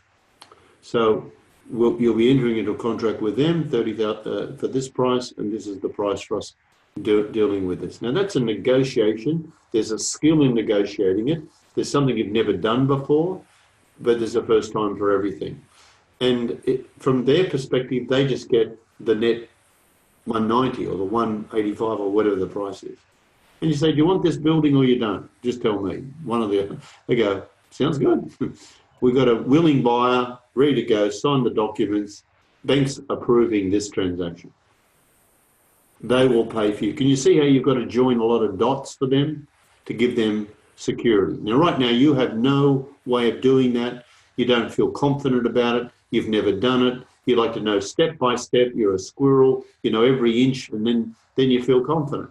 Now, that's why you need a team who's a confident person to do that, and you need a good negotiator in your team who's the real estate. All they've got to do is do the numbers that we've just given you, and they go to the builder. Now, you could raise your standards on this because you're a smart woman and talk to them. There are probably a dozen builders you could talk to, and all you want is a signed contract and agreement. So when you go into the sale, you want this locked in.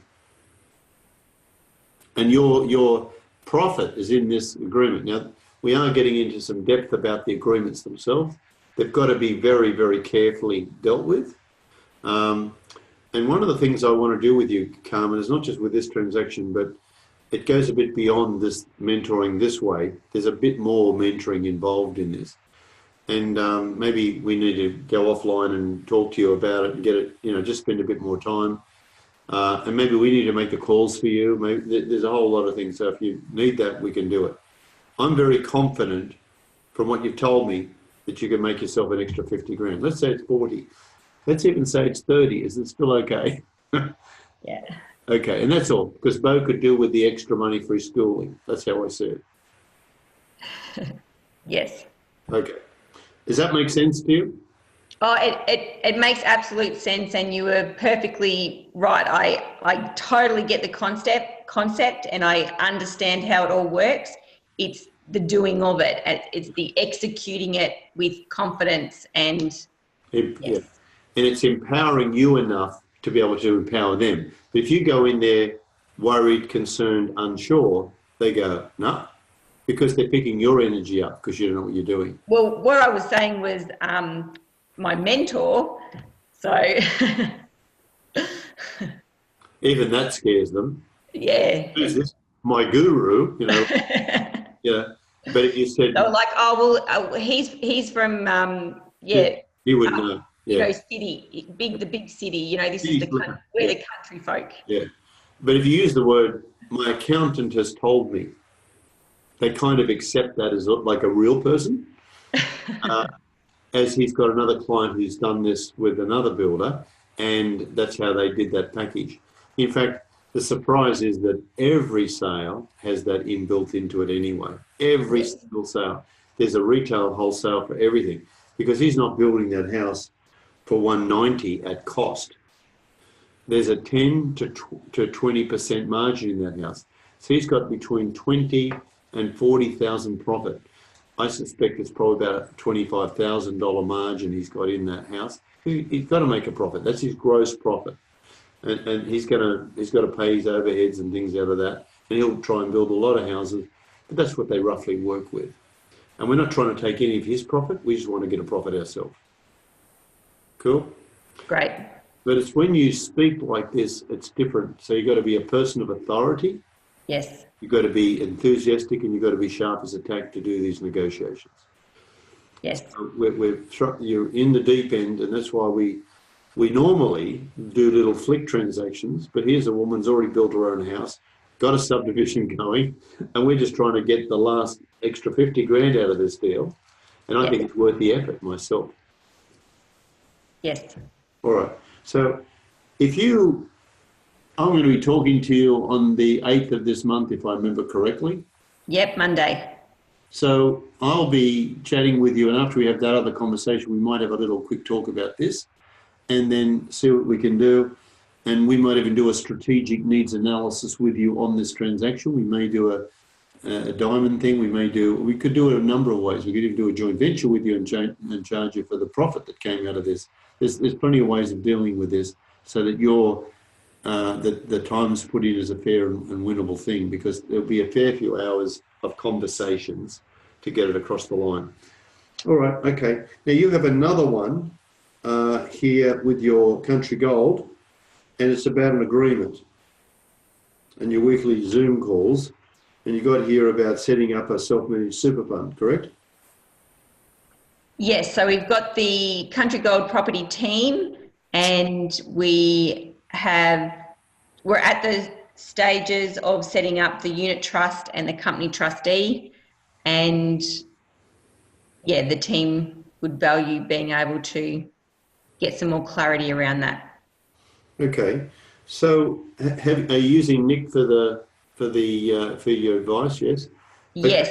So what I would do with this is we'll get Nick on this call next month, next week or 2 weeks' time, whenever the next one is, and we'll put this one to him and we'll get him to answer it.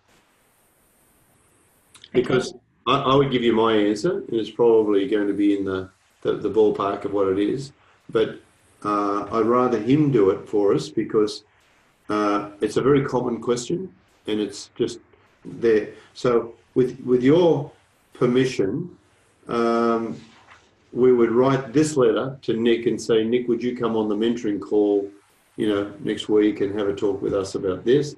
And that's how we'll do it, all right? And then we'll get the team on. And if we can get everybody on there, they can ask whatever questions they want, all right? Yeah. Sharon here, one of the Country Girls. Oh, I think that's a good idea. So, yeah. Yeah, good. Because let's get it from the horse's mouth. And he'll ask, I'll also prepare him for this. So he'll say, I need to know this. And, are they all members of the self-managed, or they got their own you've got your own individual self-managed funds? I don't know. Okay. Well, they're going to be some of the things we're going to. I think what you need to do, just in preparing this. I've had the conversation with Nick about the self-managed super fund. One of the couple have their self-managed set up. The second couple are in the process, Sharon and Matt. And then I was looking at doing mine partnering with someone else so that I can get that ideal 200,000. Okay, that's good. You don't need to have 200 to do it. That's okay. And you can still do that. But so let's put all the bullet points down of where everyone is, including yourself, so that he doesn't have to waste time on this phone call asking questions like I am right now. And then you can even say option 1, option 2, option 3. You know how you're doing that, and how you want to buy the transaction. Just say one of the options, we can do it in our super funds, or we can do it as a joint thing, or we can do it in a corporation, you know, and then he'll understand what you're trying to do. And then if he's got some more questions, we can get it all, and then he'll do the whole lot bang in about 10, 15 minutes. Cool? Great. Okay, everyone will benefit from this. Yes. All right, thanks a lot, Carmen. So you send that to me and I'll send it to him, okay? So you do all your bullet points, all right? All right. Good job. So we're learning some things. Yes. It's always good to see you. Thank you so much. Thank you, Roy. Okay. Wow, these are great questions, everybody. I'm really, really impressed. Now, Kate, you're still here? You got 5 minutes before you've got to be on this call. We should be gone too. But there was one more I think we have to do. And it was with Zelko. He's got some questions here. I think then we've done everything. Oh, there's Tam with one. Finding a contract to distribute a business.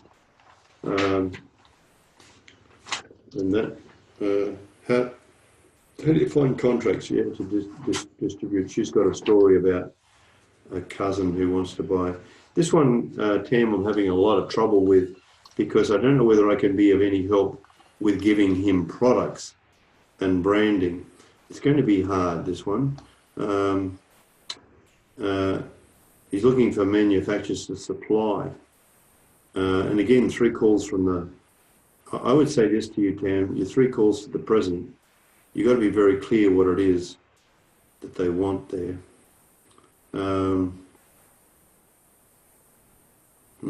Yeah, I think we might have a little talk to you about that one. That's very hard. I know I did say put it on the call, but it's a very...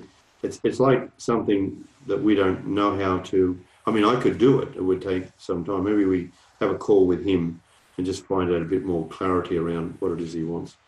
Okay, so Zelko, can you come on and we'll talk with you? And Zelko's got a story here, existing property manager and organising a potential new one. Talk to Roy on Quantum.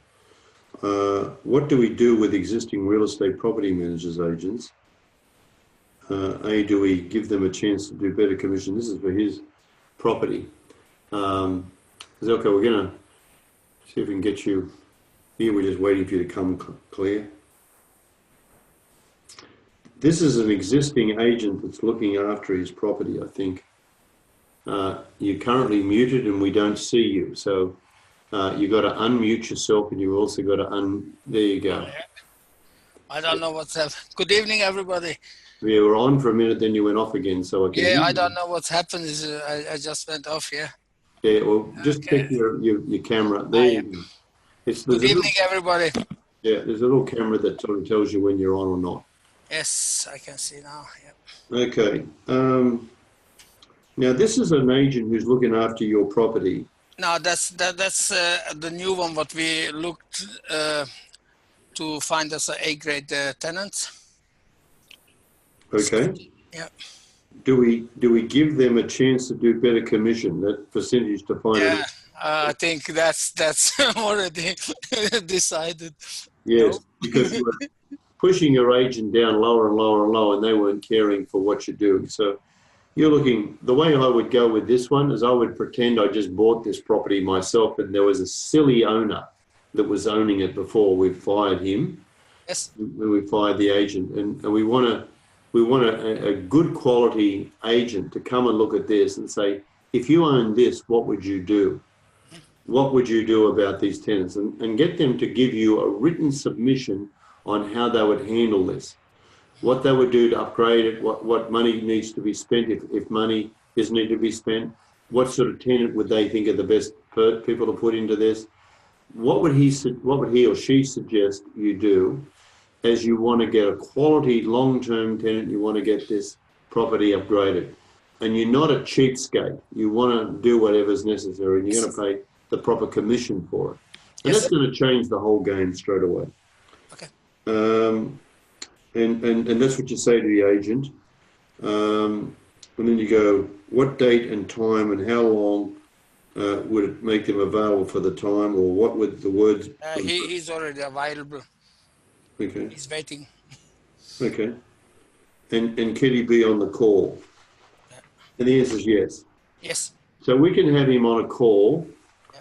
but I think I'd like to give him some opportunity to prepare. And not just him, but some others, and one of them I can talk to. Okay. So what we want you to do is take some photos of your property and check your RP data, give it to us so we can put it on the screen so everyone understands what we're doing, and present this nicely. And then we want the agent to come on the call and tell us what he would do, as I've just said. What would he do, and what would his budget be to present this nicely? And you know, get the leases and know their expiry date, and show him everything about what's currently there so he can do an assessment. And any agent assesses what's there currently, and then they assess what they think they can do. And then give him enough time, a week or two, just to kind of do his homework, and then get it in writing as the presentation, to take the management of this property over and to increase the rents and what he would do. And don't lead him with what you want. Ask him to tell you what he can do. And then let's get him on the call. So we'll end up with a document from him and your photos and his photos and RP data. And then we'll talk to him, and that will be a very interesting conversation. Does that make sense? It does. Okay, let's do that. So our next call on this is going to be on the 25th of October. If he's ready, we'd like it by then. But if not, the 15th of November is the one after. 15th of November. 15th, 11. Yep. Okay. All right, is that good? Yep. Thank you. We'll be onto that, and we'll like it beforehand. A week before is even better, so we can have a talk about it. I'm going to be on a Saturday down your way anyway. Yeah, well, that's good, but not to have a talk with you, is to have a talk with him. Yes. Yes. Okay, good. Yeah, because I just need to do the wording right, and it's going to start firing. Okay, good work. Okay, thanks a lot. Thanks, Sam, for that. Okay, everyone. And Kate, if you're still there, we'd love to say goodbye to you. It's 2 minutes past, and we'll say goodbye to everybody. If you've got a best thing, that'd be fantastic. And if you're not, you're not. But we've already got Lucy going here. Carmen was my best part. Congratulations for achievement. Beautiful lady. And remember, courage before confidence. You'll be there. Absolutely, Lucy. That's fantastic. Anyone else wants to do a best thing? Kay's left. Okay, good. So he had to get onto a meeting at 9 o'clock, and he's in South Australia. It's actually, I think, about 7:30 down there, or 8:30 or something. I don't know what time. And then what about some other best things? Here we go. Being our first mentoring call. That's right, Sharon. You did great, and Matt there as well. I like how Matt got all dressed up for the meeting. It was fantastic. And then Karen from New Zealand. Carmen is really inspiring. I get inspired just seeing Carmen. And that's why I'm always interested in what Mr. Bo's doing, because he's the Beauregard, and he's amazing. I also thought what Manik and Prashish has given us here, because although we were tough on them and talking to them about it, it's such a great example. If you can watch where someone thinks they're making 150, 200,000 to find they lose 200, there's 350,000 difference in this calculation. So it's hugely important.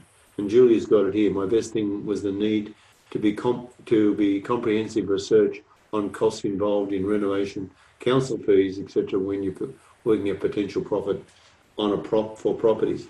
So important. So they're my best things, and Cade, of course, making a great contribution on that, because so many people see a thing and they do the numbers but don't do the numbers. And then there's Susan from Western Australia there. Good to see you, Susan, and probably there's the whole family there. Start small with quick flicks and don't complicate things. Good work, Susan. I love it. Love your work, girl. And although this is the second time I've had this conversation with these guys, and they keep wanting to do these great big transactions so they can work as hard as they can to lose as much as they can in the shortest possible time. It's a very common problem, and I don't know, they're all, hares do it. And you got to say it's great that hares are on the call, because it's hares that make the thing happen, and they see the possibilities. So well done.